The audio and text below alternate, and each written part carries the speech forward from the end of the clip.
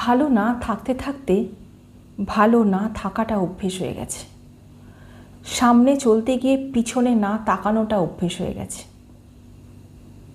একবার পিছন থেকে ডেকে তুই তো আর দেখলি না, তাই একা চলতে চলতে তোকে না মনে পড়াটা অভ্যেস হয়ে গেছে। হাজার লোকের ভিড়ে রোজ তোকে খুঁজতে খুঁজতে তোকে খুঁজে না পাওয়াটা অভ্যেস হয়ে গেছে। তোকে ভুলতে চেয়ে না ভুলতে পারাটা অভ্যেস হয়ে গেছে।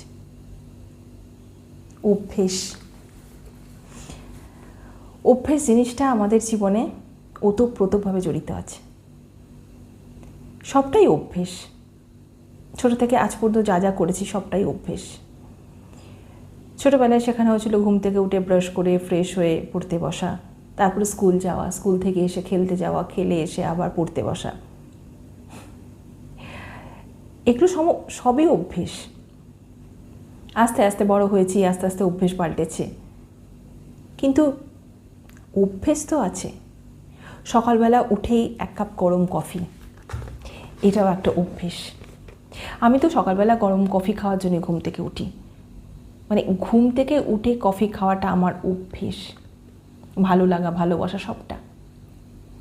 সেরকম মানুষের জীবনে মানুষেরও অভ্যেস হয়ে যায়। একটা মানুষের সঙ্গে দীর্ঘদিন থাকতে থাকতে সেই মানুষের অভ্যেস হয়ে যায়। তার সাথে কাটানো সময়, হয়তো কফি, একসাথে কফি খাওয়া, একসাথে খাওয়া, একসাথে লাঞ্চ করা, সবটা, সিনেমা দেখা, সব অভ্যেস। আচ্ছা, জীবনে মানুষ যখন চলে যায় তখন কি মানুষের মানে চলে যাওয়ার পরে কোন জিনিসটা সব থেকে বেশি কষ্ট দেয়? তার সঙ্গে কাটানো সময়গুলো, তার মানে অভ্যেস। সেই অভ্যেসটা কাটিয়ে উঠতে পারলে কিন্তু কোনো মানুষের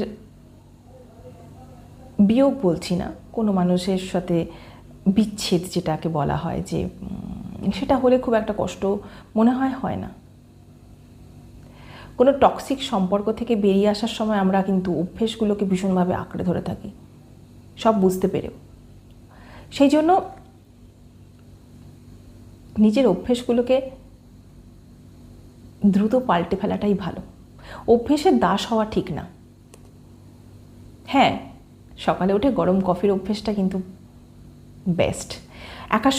একা সময় কাটানোটা বেস্ট। যখন মানুষ একা সময় কাটায়, একাকিত্বকে এনজয় করে, একা কফি খায়, একা সিনেমা দেখে, একা ঘুরে, একা শপিং করে, তাদেরকে প্লিজ জাজ করবেন না।